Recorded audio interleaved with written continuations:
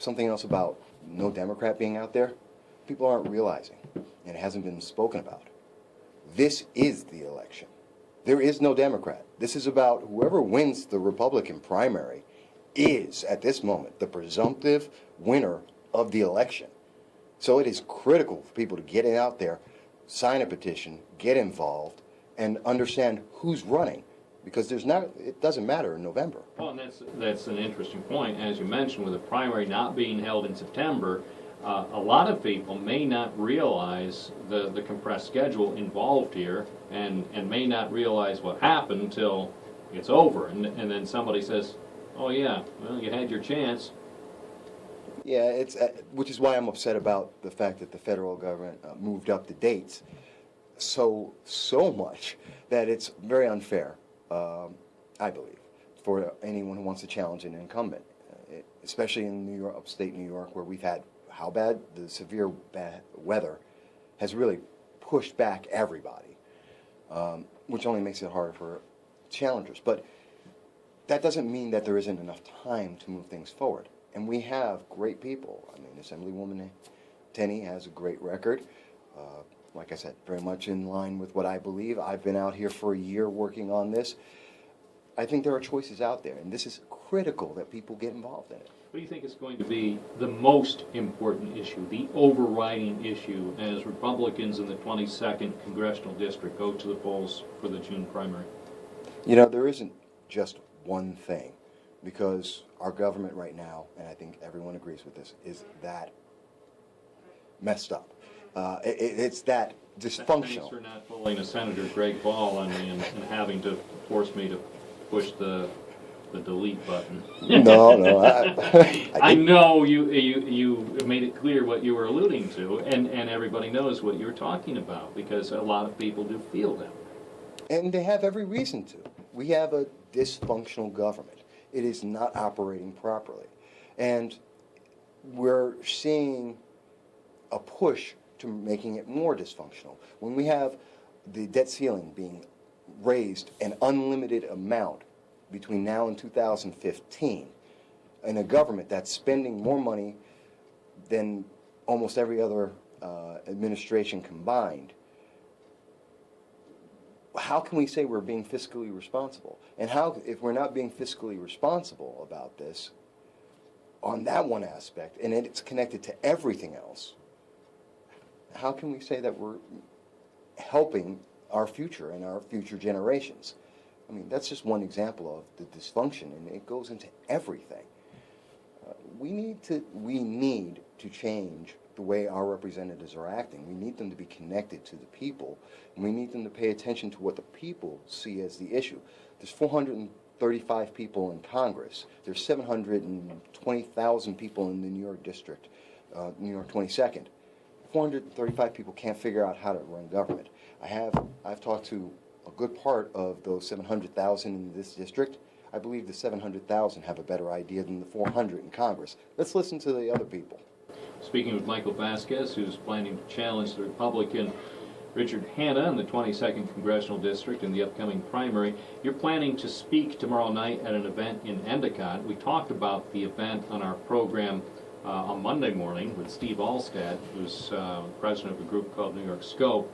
Tell us about this event that'll be tomorrow night at the Sons of Italy in Endicott, and this is focusing primarily on a New York law.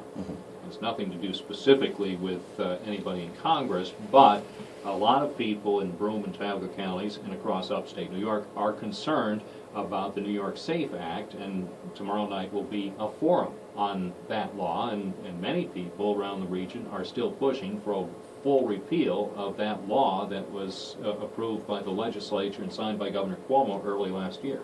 Yeah, the overnight signature. You know, it's really interesting. I actually did a video it's on YouTube in December 2012, speaking about the New York SAFE Act, and the very shotgun that I was speaking about, that I was holding in that video, talking about they were going to take it away, is now illegal. It's amazing.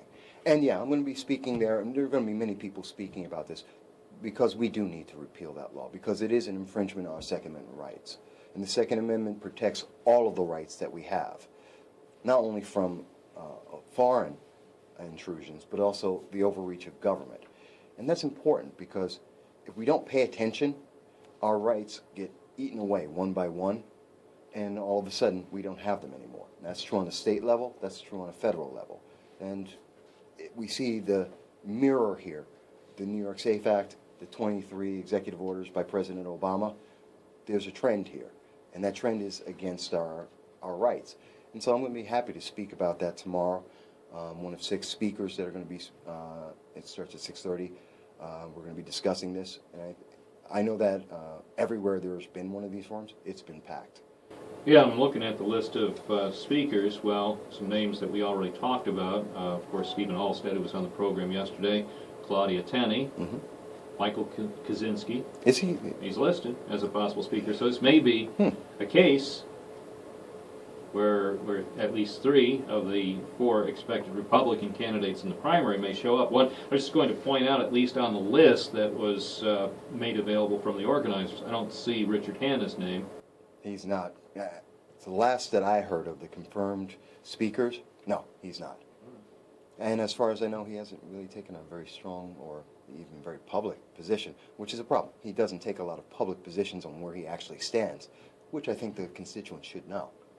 So what's the biggest challenge you face right now? I mean, as you mentioned, it's petition time, and getting the signatures you need? Getting signatures, obviously, I can always get more. You always want to have more than just the 1,250. You want to have 2,500, 3,000. Well, yeah. If you know New York election law, especially for somebody who's outside the traditional political process, signatures can and will be challenged. Oh, guaranteed.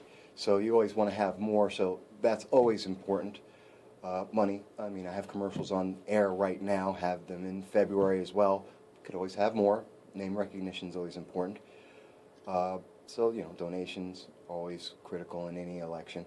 But the biggest thing is... Call Donald Trump. Maybe now that Donald Trump says he's not going to be a candidate for governor, who knows? He might start supporting individual candidates. Who knows? I would love to see him step up and actually get involved in some of the local races, especially ones where, we have a question about the values and the standing of the incumbent. Watch out. Maybe we'll get Trump on the phone and he'll announce he's moving into the district and he may run as a possible Republican candidate. He might say that on this program. I would really love to have a debate with him if he were to do that. Well, if you have learned anything by now from your previous appearances, I do have a good imagination about what could happen. Not what will happen, what could happen. That would be quite... that's quite imaginative and it would be quite interesting. Yes.